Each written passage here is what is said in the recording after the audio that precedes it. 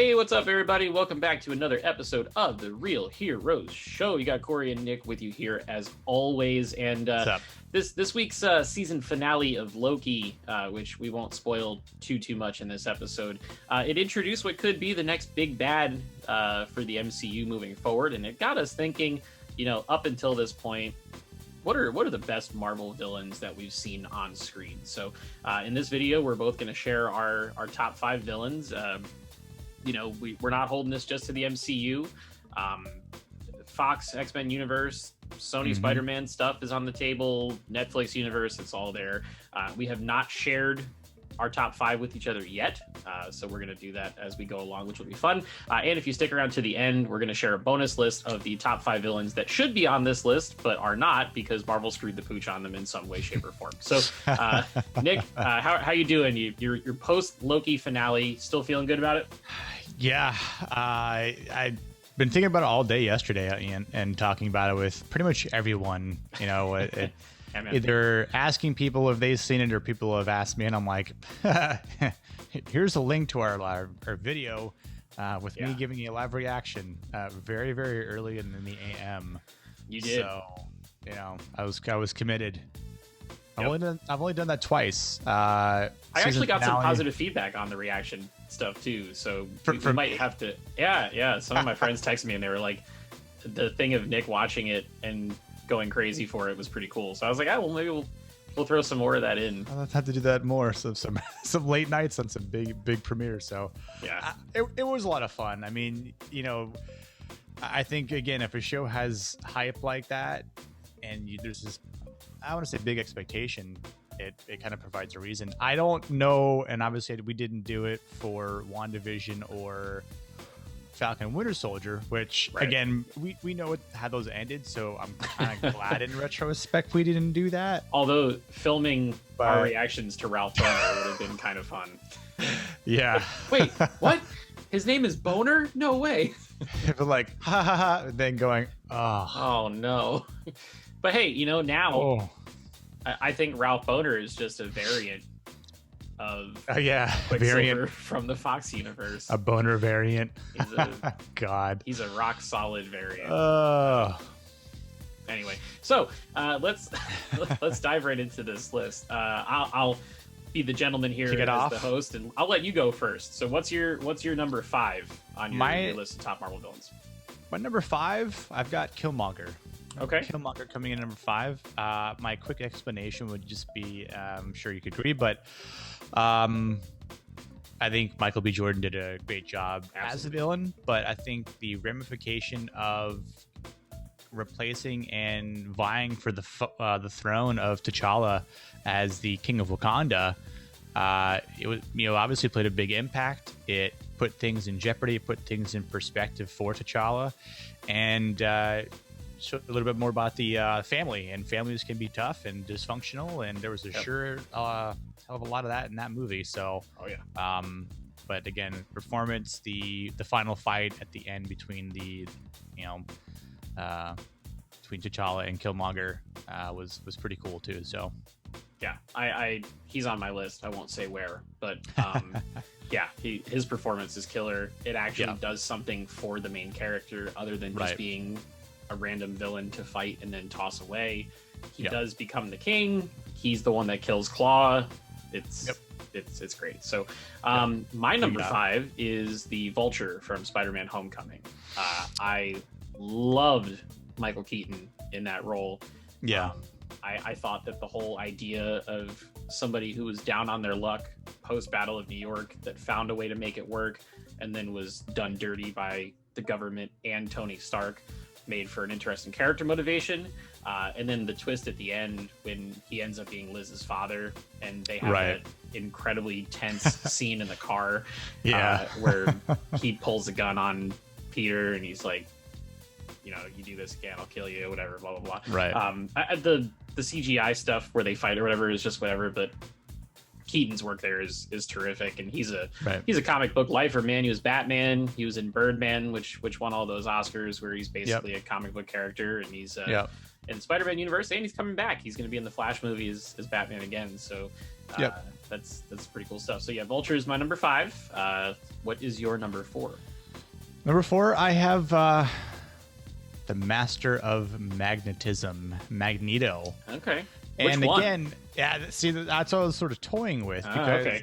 Obviously Michael Fassbender was in the 3 that was sort of redone in a younger take, which I think he was great in, because Michael Fassbender is pretty much great in everything that he does. So. Yeah, he really is.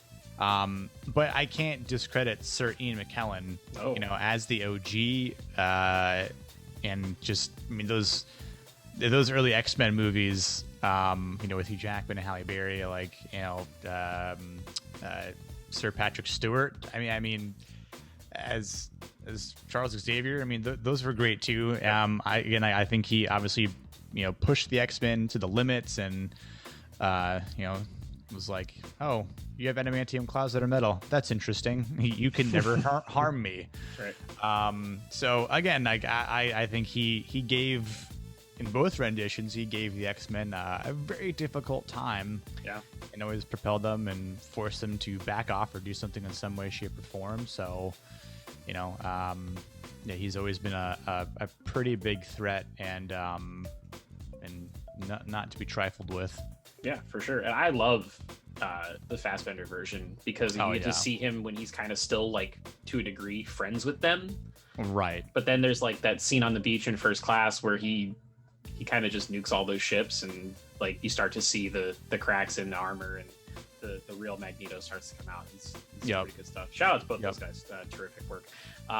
My number 4 is from the Netflix universe. I'm going to go with David Tennant as Kilgrave in season 1 of Jessica Jones. The perfect example of how you don't have to be the big, strong, muscular, superpowered alien to be an effective villain.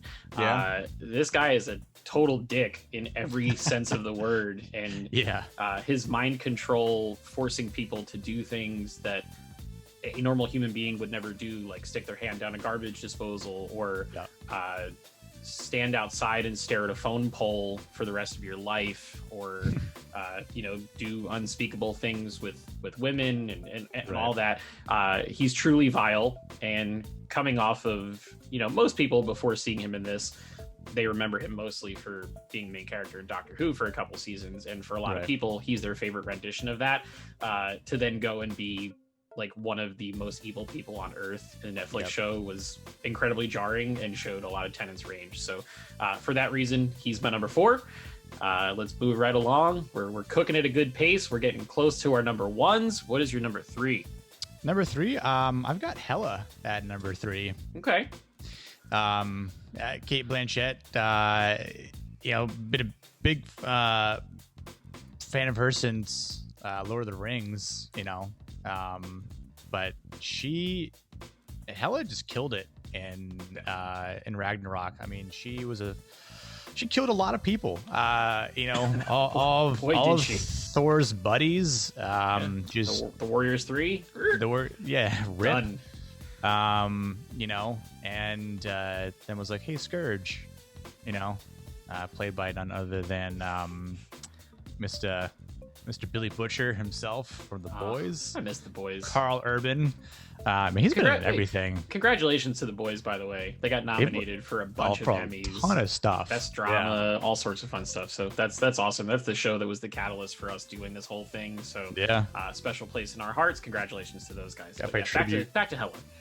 But just the amount, I mean, her performance, and what she does to Thor and Loki, how it forces Ragnarok with the only way to do it is to have Ragnarok take place to defeat her with Surtur. And to go to that length to defeat someone and to find out the backstory, like where Odin's like, Thor, you weren't my firstborn, sorry, son. Your sister. You have a sister, and she's quite an evil bitch. In hell. Yeah, which I had to imprison her in hell. Which tie into Loki episode 4, I guess end of 4 going into 5, where he says, Am I in Hell? Am I in Hell? Yep. And if you watch it with subtitles, it's spelled Hel, one L, Yep. where Hela resides or resided for quite some time. So yeah, I mean, I loved her performance in that, and her costume. She was brutal and menacing, and I love the horns. Yeah, like she would do this like thing, and it would just kind of grow. And I mean, like, I think she looks good with the black hair and the dark makeup. So yeah, it was a cool look, and she got to look for her. Chew the scenery quite a bit in all those scenes. No blonde hair and pointy elf ears. No, very very different from her Lord of the Rings character. Yeah. So awesome, we got 3. So for 3, I'm staying in the Netflix world. I got Vincent D'Onofrio's Kingpin, Wilson Fisk. Yeah. God, I remember when Daredevil first came out. I think it was back in like 2015 or so. Yeah. And it was at a point where a lot of the Marvel villains on the movies had been kind of forgettable. It was like the typical throwaway villains, whether it was like a Ronan the Accuser or Yellow Jacket, or just guys that they were one and done movie villains. They didn't really serve much of a purpose other than to just be the bad guy. And then Kingpin came along, and D'Onofrio just completely reinvented that character with all the little social issues that he's got. He has trouble in large situations. He's got a tic, trouble speaking. But then when he turns the violence on, I mean, like, I remember the first thing was when he smashed a dude's head with a car door. Yeah, like episode 4 or something like that. Yeah, and like they bashed a guy with a bowling ball, and he fell in love, which is interesting to see. You don't normally see a lot of villains having a love interest, and all that stuff to me was great just in that season. And then we thought, hey, he's one and done for one season, but then he shows up in seasons 2 and 3, and he becomes the main villain of season 3 again. And the payoff all the way at the end between him and Matt Murdock is just outstanding. So there are a lot of Marvel villains that are really excellent, and that one, even on a show that's canceled that may or may not be considered part of the true Marvel canon, is that good that it's my number 3. So I agree. All right, what's your number 2? Your runner up. So the 1 and 2 spots I toyed with, and not to quote The Rock, but I'm going to quote The Rock here when he says the power of the hierarchy of power is about to change. And I think we saw that Wednesday, because I'm actually putting Thanos as my number 2 villain now. Whoa. Yeah. Oh, alrighty. Josh Brolin might have to take a seat. We obviously know all the shit he did. He wiped out half of life in the entire universe. Yeah. A lot of people weren't happy about that, and he came back and, obviously had to do it all over again, or he tried to do it all over again, and he got wiped out in the end by Mr. Tony Stark. Yeah. So I would have loved to see more Thanos, and I hope we do see more Thanos in the future, because to see what he did and to see how hard he was to stop in Infinity War, right? And Star-Lord screwed the pooch because the gauntlet was this close from being off, and he just where's Gamora? And where's my fake wannabe girlfriend? Like, bro, that's irrelevant right now. Like, so maybe all that could have been prevented. Who knows? Maybe in a what if episode. Who knows? But I'm gonna put Thanos on number 2. Wow. What about you? That is a plot twist. I was expecting us to both have him at number 1. So my number 2 was Killmonger. So you'd mentioned him earlier. I think you had him at number 5 on your list.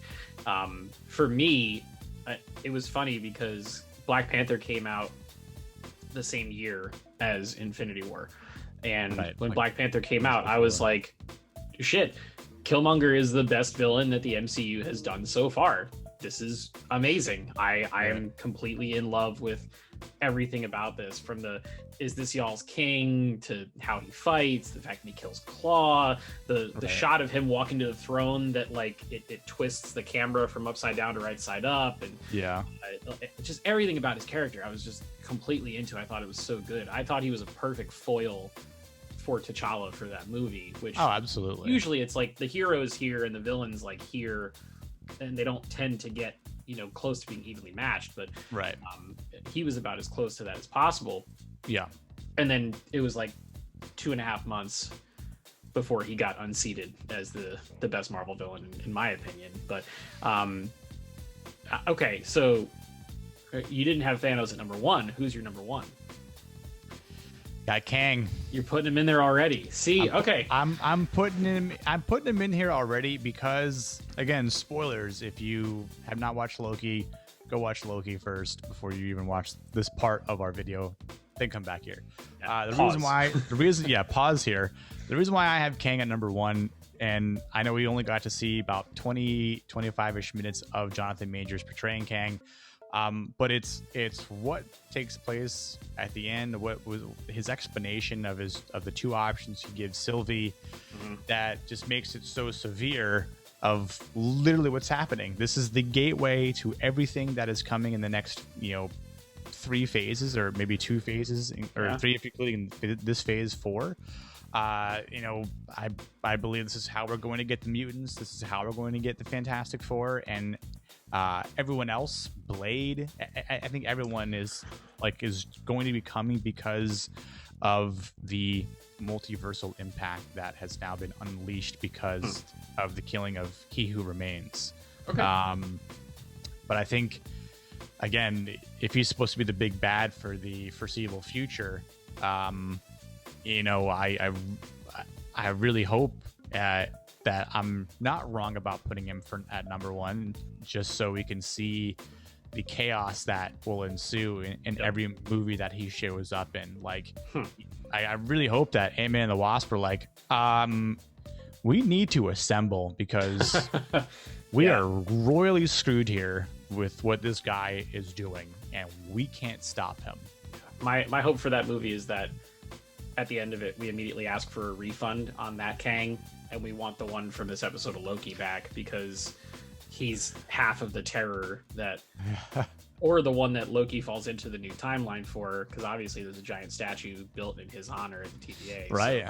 So, it's going to be interesting. It's a hell of a bet. But I think that Jonathan Majors has the acting chops to elevate that role and make it something truly special. And from the 25 minutes or so that he had in this episode of Loki that we just experienced, it shows that there's a chance for there to be quite a bit more personality than Thanos. Exactly. Thanos had one mission. His mission was, he had this idea back in the day that if he cleansed the universe and cut the population in half, then the other people that were there would be able to prosper, they'd be able to eat, and there'd be balance and happy people. Right. And his whole thing was, once that was done, he'd retire and he'd rest, right? And you see that at the end of Infinity War. He sits down at the ranch and he has a smile on his face and he's good. The Thanos that we get in Endgame is not the same Thanos. It's like a 2014 Thanos or something, but he has no idea about what he's about to do or what he's going to accomplish, and then he just time travels straight to the future and has a giant war. So Thanos in Infinity War, to me, is a top tier number 1 MCU villain. Thanos in Endgame is not. But Thanos in Endgame, he dies twice. A rip. He gets his head cut off in the beginning when he's retired as the Thanos we saw from Infinity War, and then he also gets dusted by Tony Stark. So I had him at number 1. That's just because I haven't seen what havoc Kang is going to wreak on the Marvel Universe yet. I'm hoping that he's able to slide into that number 1 slot. So we will definitely see. But man, that's interesting that you have enough confidence in that to put him at number 1 already after one episode of TV. I love it. I'm risking it for the biscuit here. I like, if we were talking comics, I probably wouldn't have arranged it this way between the two of them. Yeah. And again, it's like one issue of, or maybe like, reading one issue of Kang in a comic versus 2 issues of Thanos in a comic. I mean, Thanos is even we'll take that easy, but like, I think you kind of said it really well with the Endgame versus Infinity War Thanos, and there being like only 2 versions we see, and they're quite different. But we're about to see a multitude. We're going to see a lot of Kangs. And I mean, we got to visually hear and see one, then we see a statue of another, and we know that there are more coming. Well, and we saw all those little clay dudes of a bunch of different ones. So will be very interesting to see what happens. So so that's both of our lists of top 5 villains. Now we have a bonus list, which is the top 5 villains that should have been on our list but are not because of very, very bad choices that were made in the early days of Marvel and with different studios and all that. So Nick, why don't you read us down this list? So in no particular order, but in the order I have them in. Number 5, Venom. No offense to Tom Hardy's Venom, but the Venom that we know and everyone really knows is the Venom that clashes with Spider-Man, which we have not seen. And I'm not even counting Spider-Man 3 because that was an atrocity. And, Topher Grace wasn't the guy. I think Tom Hardy portrays a good Venom, but we haven't seen him versus Spider-Man. Right. And I don't know if we will. I think they would be dumb to not make that happen. They'd have to make it so that Venom becomes a villain again. Because right now he's kind of like the hero of the story, right? Like San Francisco or wherever he is. You empathize with Eddie Brock. You root for Venom against whatever other symbiote creature he fights, Riot or whatever it is in the first movie. He's going to fight Carnage in the second one, and you're going to root for Venom against Carnage. So what do you do to make Tom Hardy's Venom bad and have him clash with Spider-Man? I don't know. He's become an anti-hero. So he's gonna have to do something very bad, and where they just, again, like, everyone's perspective is like, Venom is a symbiote still. We don't know. We can't trust him. So does he go on the run? I don't know.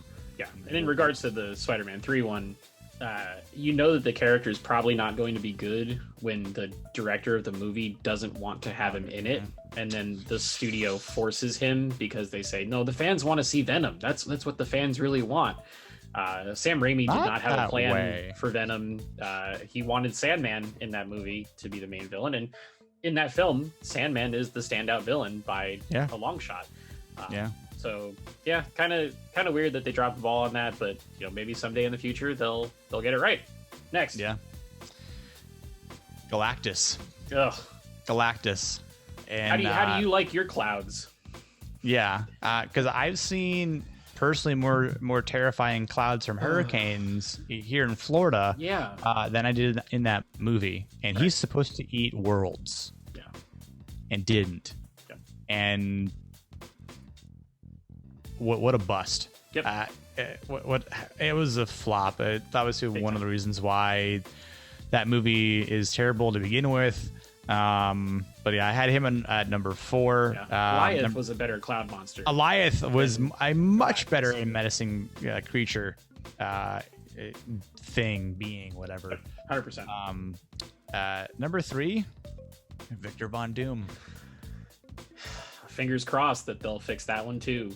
Yes, they've tried that one twice now. Because they did 2 different Fantastic Fours, right? There's the other one that Michael B. Jordan was. The Josh Trank one that we don't talk about. I forgot about it. That's how much we don't talk about it. For good reason. There's a trend in these next couple. They're all from a studio that starts with the letter F and ends in ox. Yeah. So Fantastic Four is coming, right? In the MCU. Right. They might not do Doctor Doom right up front. Marvel has a tendency to not do that because they know that they're going to get more than one movie with these people. But I have a feeling that at some point they'll bring Doom in, and when they do, they have to. Yeah, they're going to treat it with the reverence and the respect it deserves, and they'll get it right. But all right, what's the next one? Apocalypse. Huh? Yeah, another Fox one.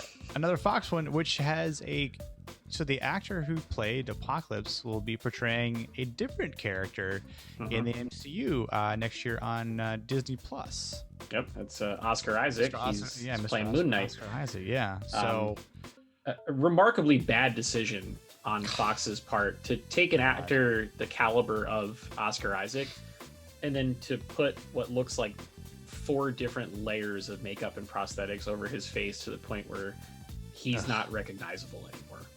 It's just unbearable to look at and watch, honestly. Yeah. Just I've tried to watch that movie a few times and I've fallen asleep every single time during it. That movie's just bad. I don't blame you. This is dumpster fire. Not good. And actually, this is a perfect segue and also has a throwback to a previous movie. Dark Phoenix. Another twofer. Yeah. You know, we saw Jean at the end of the movie with Apocalypse. She kind of freaks out a little bit and is like, "Oh, what's happening to me?" It's like, it's the Phoenix Force, dummy. Dark Phoenix wants to take over your body and just obliterate the galaxy. So, wake up. And going back to the first one, or rather X-Men 3 from the original trilogy from Fox in the early 2000s, she kills Professor Charles Xavier. Sure I was pissed. Disintegrated him in midair. And not only that, but Wolverine, we always made this joke, a couple buddies and I, that Wolverine, Hugh Jackman, his pants are indestructible. Whatever jeans those are, were those like Levi's or something like that back in the day, the strongest pants known to mankind were in X-Men 3. Because as Hugh Jackman is like going up the hill and Jean's like, "Just kill me," and he's like, you know, parts of his flesh are kind of like getting burnt off his body, right?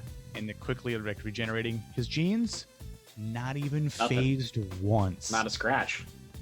Just all blue, all there, for all time. Always Until he gets close and then he's like, "I love you, Gene. Don't be with Scott because he's a pansy." Yeah, I've never liked Cyclops. Sorry, and he's okay in some of the comics, but I like Cyclops in the comics. But again, that's another character, not a villain. Right, but they've done it twice, and it hasn't been great either time. They did. Cyclops in the animated Fox cartoon is a much better Cyclops than the movies we got. The animated X-Men cartoons are great.